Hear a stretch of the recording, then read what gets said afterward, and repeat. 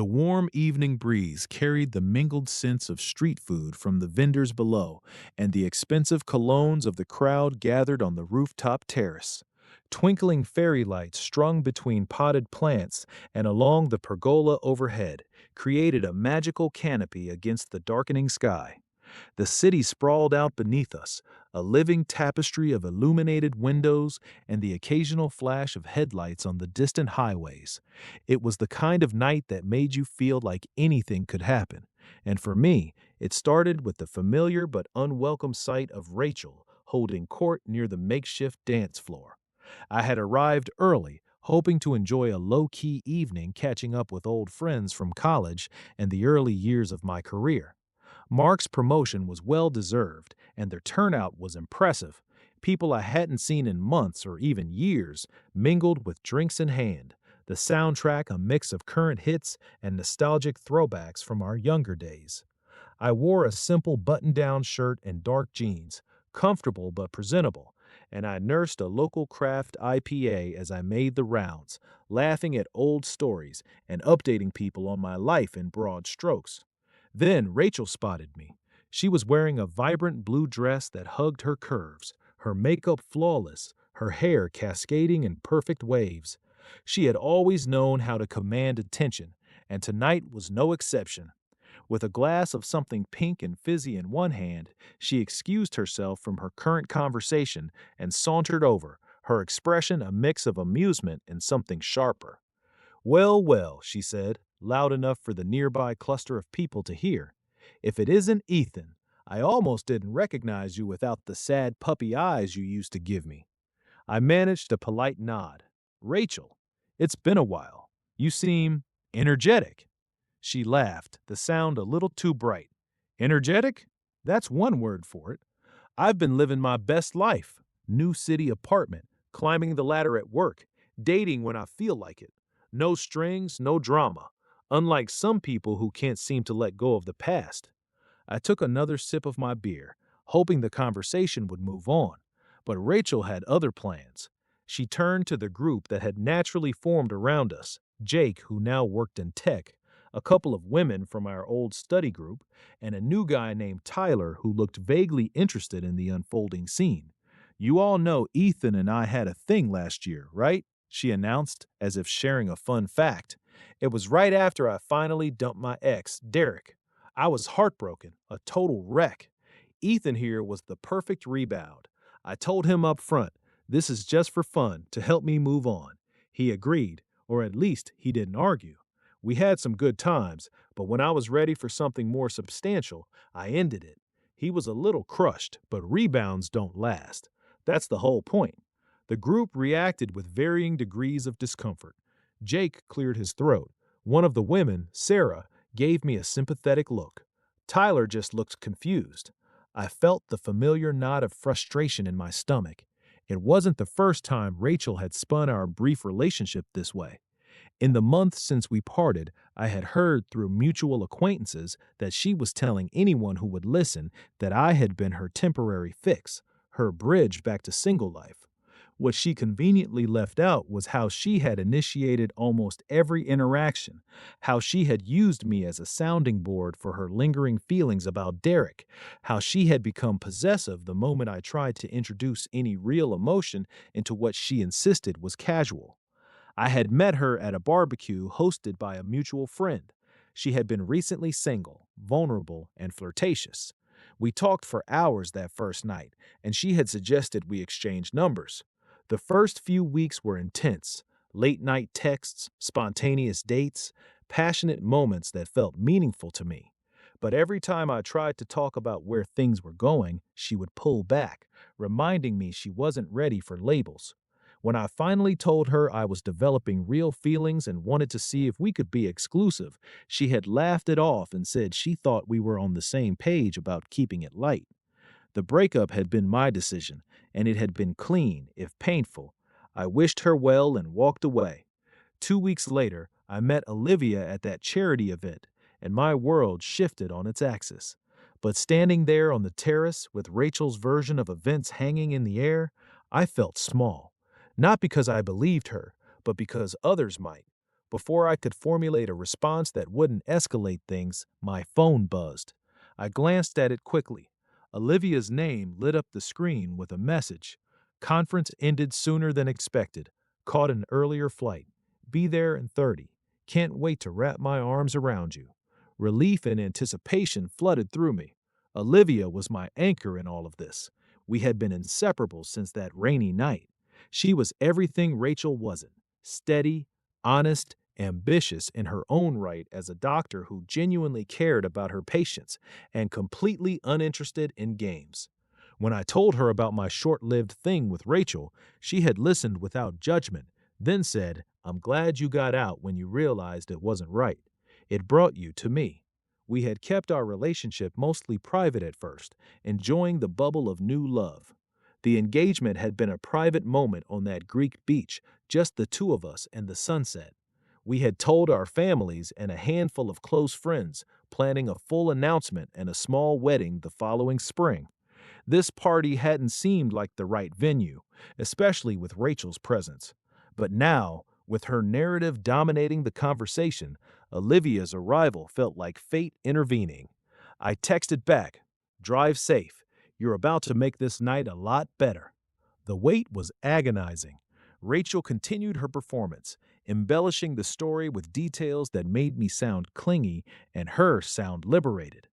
I mean, he even wanted to go on a weekend trip together. I had to let him down easy.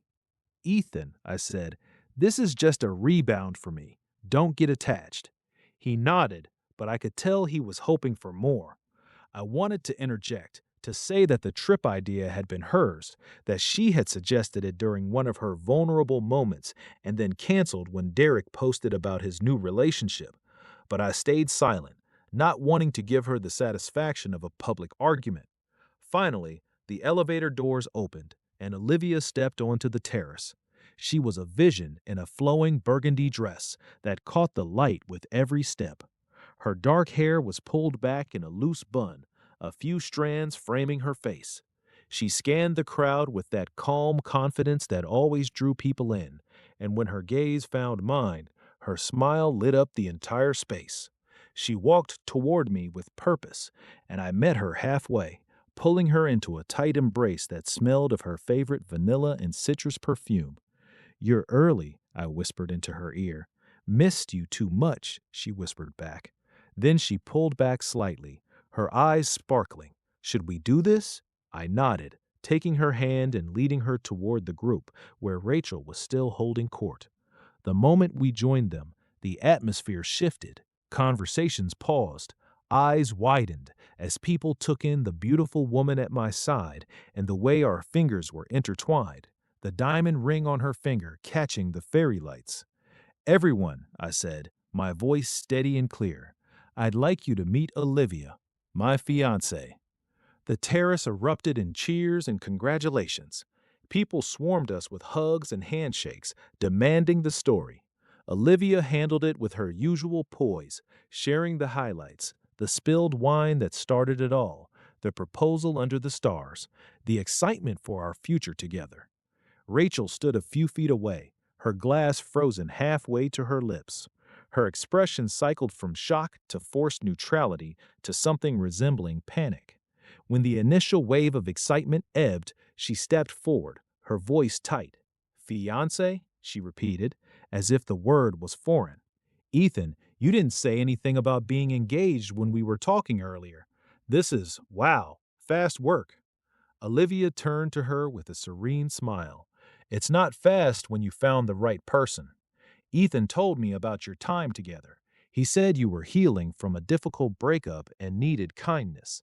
I'm grateful he was there for you, even if it was temporary on your end." Rachel bristled. "Temporary? He was the rebound. I made sure he knew that. I was the one moving on. He was just there." The group had gone still again, listening intently. Jake crossed his arms, watching the exchange with interest.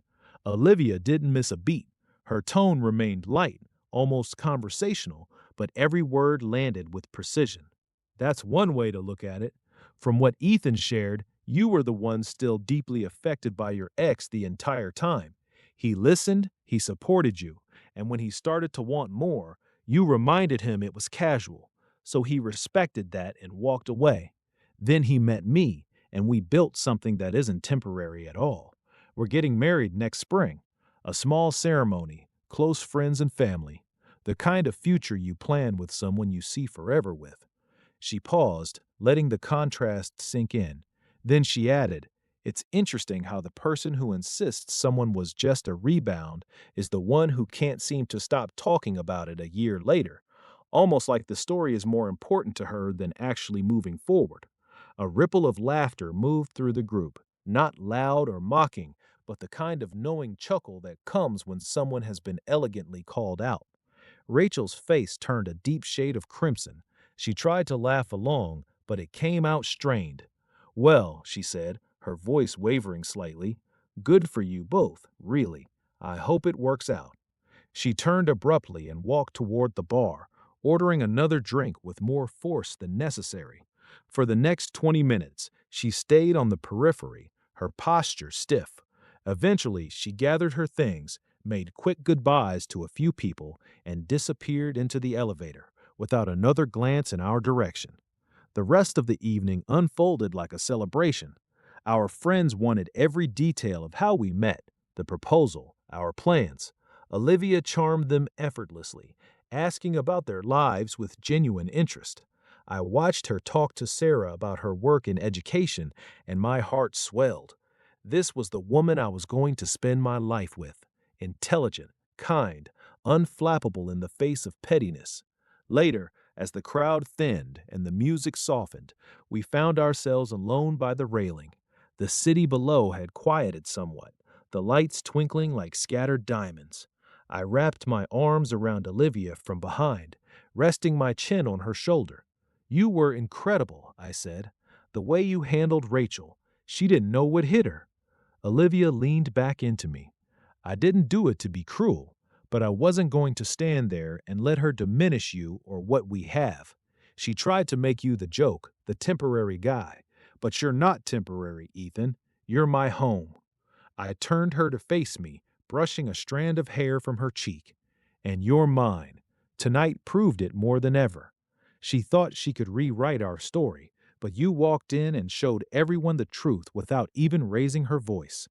We kissed then, slow and deep, the kind of kiss that promises a lifetime. When we pulled apart, she smiled up at me. "Let's go home," she said. "I want to celebrate properly, just us." We said our goodbyes, accepting more congratulations and promises to attend the wedding. As we rode the elevator down and stepped out into the cooler night air, I felt lighter than I had in months. The weight of Rachel's words had been lifted, replaced by the certainty of what I had with Olivia. In the car, as I drove us through the quiet streets toward our apartment, Olivia reached over and rested her hand on my thigh. "She looked so embarrassed when she left," she said softly. "Do you think she'll be okay?" I glanced at her, this woman who could be both fierce and compassionate in the same breath. "She'll be fine. Maybe it'll even help her let go of whatever she's still holding on to. But honestly, I don't care. Not anymore. What matters is us." She squeezed my leg gently. "Us, forever." As we pulled into our parking spot and walked hand in hand to the elevator of our building, I reflected on how the night had unfolded.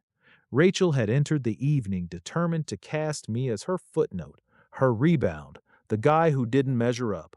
She had told the story to anyone who would listen, trying to make me small. But then my real fiancé had walked in, radiant, confident, and completely secure in what we shared. With a few well-chosen words and an unshakable presence, Olivia had turned the narrative on its head. Rachel had become the one who looked petty, stuck, and a little ridiculous. The joke had landed on her, and the laughter, though gentle, had been at her expense. Inside our apartment, with the door closed behind us and the rest of the world shut out, I pulled Olivia close again. The future stretched out before us, full of promise and partnership.